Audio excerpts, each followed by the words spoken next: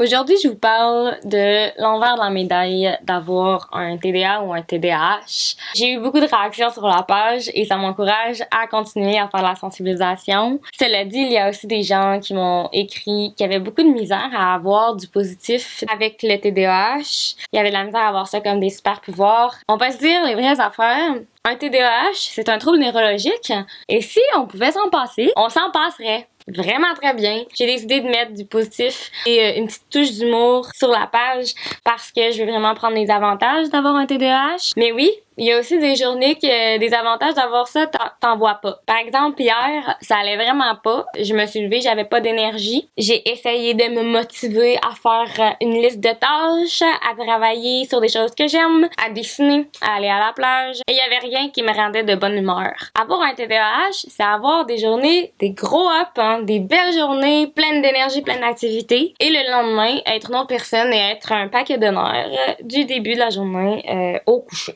Donc, en aucun cas, je veux minimiser ou invisibiliser les problèmes reliés au TDAH. Avoir un TDAH, c'est aussi avoir beaucoup de misère à accepter que des jours, ça va pas bien, que des jours, t'es pas 100% efficace. T'as beau essayer n'importe quoi pour gérer ton horaire puis gérer les choses que t'as à faire, t'en as aucune envie puis ça marche pas. Hier, même faire mes ongles, c'était un échec total et je l'ai vu comme un échec dans ma vie entière. Oui, c'est intense comme réaction, mais il y a des journées de même que personne ne peut vraiment t'aider puis que même toi, t'as aucune idée quoi faire pour aller mieux. C'est correct, c'est être humain. C'est correct de pas être une machine. C'est correct de dire à ton entourage « Hey, aujourd'hui, je vais pas bien, j'ai besoin que tu me cheer up ou j'ai besoin que tu me foutes la paix. » Je sais que c'est difficile d'accepter de pas toujours être à son 100% et d'avoir de la misère à y arriver. Je sais que c'est difficile de dire aux gens qui t'aiment que tu vas pas bien, de t'ouvrir sur tes émotions parce que t'as peur qu'après, ils t'estiment moins ou qu'ils t'aiment moins. C'est correct qu'il y a des jours que tu vois le TDAH comme « Non, il y en a pas d'avantage, il y en a pas de positif. » Comme moi hier. C'est aussi d'accepter que des fois, t'en as pas d'énergie. Et que si t'es hyper actif, impulsif comme moi, tu vas quand même essayer de bouger parce que t'es pas capable de pas être stimulé. Mais que cette journée-là, t'arriveras à rien. Accorde-toi un break. Puis demain, ça va aller mieux. Puis si demain, ça va pas mieux. Et la semaine prochaine, ça va aller mieux.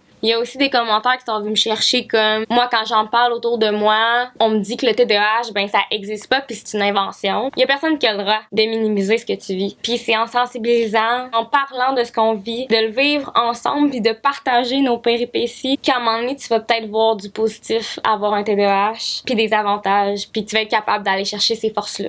Donc cette semaine, j'ai pris du temps pour moi et j'ai décidé de continuer la sensibilisation parce que ça touche énormément de personnes et que la santé mentale est le sujet de l'heure selon moi. Alors je vais continuer à vous jaser de TDAH pendant encore une semaine ou deux et je vais vous parler de d'autres troubles mentaux qui viennent affecter la santé psychologique pendant les études et aussi dans le quotidien. Merci de suivre mon aventure et si vous voulez vous impliquer, n'hésitez pas à nous écrire. Bonne semaine!